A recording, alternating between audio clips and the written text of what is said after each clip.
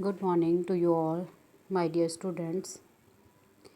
We were discussing the chapter Working of Institution, and in this chapter today we will discuss about the functions and powers of Supreme Court.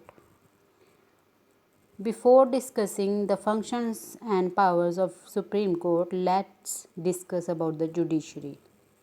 What is judiciary? All the courts at different levels in a country are called judiciary. And in India, we have a three-tier judiciary, that is the Supreme Court, the High Court, and the district courts. So, in judiciary, we will discuss its part, Supreme Court, and its functions. It has Supreme Court consists of 30 judges, and these are popular judges and their number is fixed.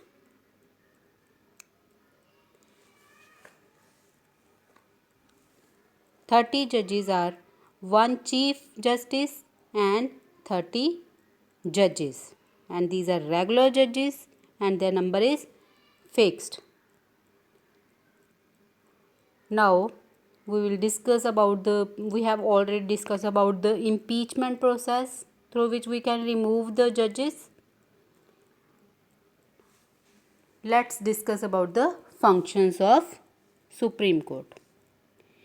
These are divided into five parts.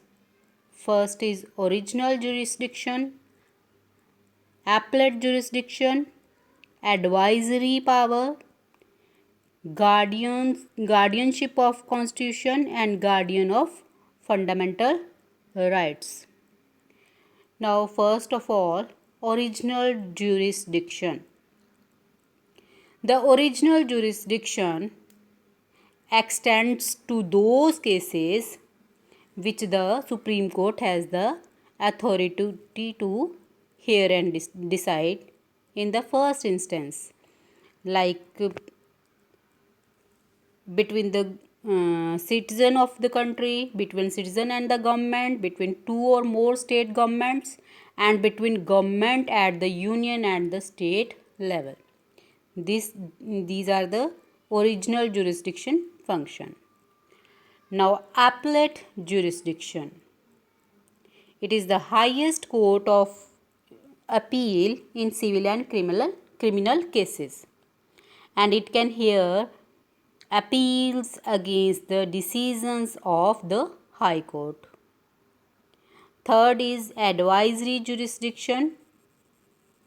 As the highest court in the country, the Supreme Court gives legal advice to the President of India on any legal or constitutional matter.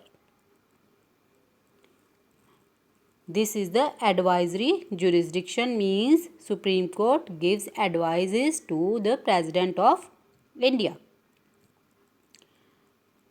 Next is guardian of a constitution. The Supreme Court acts as the guardian and final interpreter of the constitution. If the government passes any law which is not good, which is in the violation of the constitution, the Supreme Court has the power to declare the law or order unconstitutional. And the last one is guardian of fundamental rights. The Supreme Court also acts as the guardian of fundamental rights of the citizen. When a fundamental right of any citizen is violated by the government or any individual, he can seek the protection of Supreme Court. So these were the functions of Supreme Court. Now let's discuss about the independence of judiciary. By independence of judiciary, we mean its independence from the control of executive and legislature. This means a fair, impartial, fearless and honest judiciary. How can we say that it is independence? First of all, appointment of judges. The judges of Supreme Court and High Courts are appointed by the President of India in consultation with other judges. Second is security of tenure. A judge can remain in office till he has attained the age of 65 years in case of Supreme Court and 62 years in case of High Court, and he can be removed by the President on the ground of proved misbehavior or incapacity, but the resolution for this his impeachment should be passed by both the houses. Next is salaries etc. are charged on the consolidated fund of India and cannot therefore be voted upon by the parliament. So we have discussed about the independence of judiciary. Now public interest litigation, PIL. It means litigation for the protection of public interest, and it is litigation introduced in a court of law and not by the aggrieved party but by the court itself or by any other private party. So we have discussed the all parts of this chapter.